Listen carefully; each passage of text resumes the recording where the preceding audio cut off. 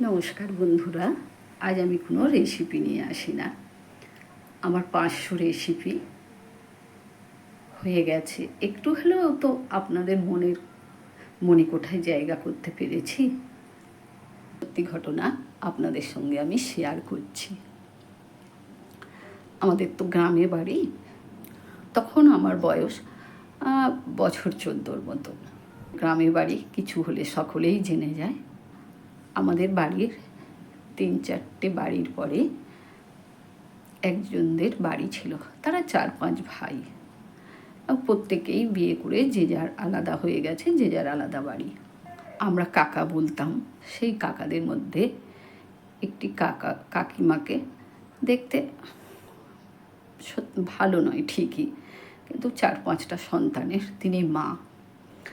কাকাটা মিলে কাজ করতেন। তাদের ছেলে মেয়েগুলো আমাদের সঙ্গে কথা বলতেন। মেয়েটা বড়, তারপরে 3টে ভাই, তারপরে আরেকটা মেয়ে। কাকিমাটা খুবই ভদ্র ছিলেন।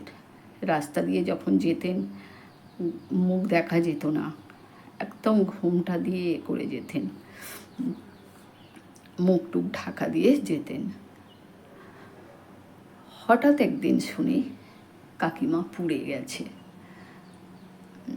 এবং সেটা কি করে যে পুড়ে গেলেন কেউ বলতে পারছে না। কারণ কাকিমা রান্না করছিলেন আঁচে। পিছনটা থেকে ধরে গিয়ে পিছনগুলো সব পুড়ে গেছে আর কি। এটা কখনো হতে পারে? সেই সময় ঘরে কেউই ছিল না, ছেলেমেয়েরা স্কুলে গিয়েছিল। কাকা ছিলেন, কাকিমা মারা গেলেন। কিছুদিন পরেই কাকাটা বিয়ে করে শ্বশুরবাড়ি চলে গেলেন। শ্বশুরবাড়িতেই থাকে। ওনারা আবার সন্তান হয়েছে, এই সন্তানগুলোকে আর দেখাশোনা করে না। বড় মেয়েটাকে মামারা নিয়ে গিয়ে বিয়ে দিয়ে দিলেন। মামারা খুবই ভালো ছিলেন। ছোট মেয়েটাকেও বিয়ে দিয়েছেন। 5টা ছেলে মেয়ে অনাথ হয়ে গেল। বড় ছেলেটা কীরকম পাগলা হয়ে কোথায় চলে গেল। আর 2টো ছেলে বিয়ে করে সংসার করেছে, মোটামুটি যাই হোক একটা কাজ টাজ করে। ছেলেগুলোর সঙ্গে এখনও দেখা হয়, কিন্তু কাকার খোঁজ টোঁজ কেউ আর নেয় না। কাকাও এদের খোঁজ নেয় না, কাকারও কেউ খোঁজ নেয় না। এই যে সত্যি ঘটনা, এগুলো সব চোখের সামনেই ঘটা।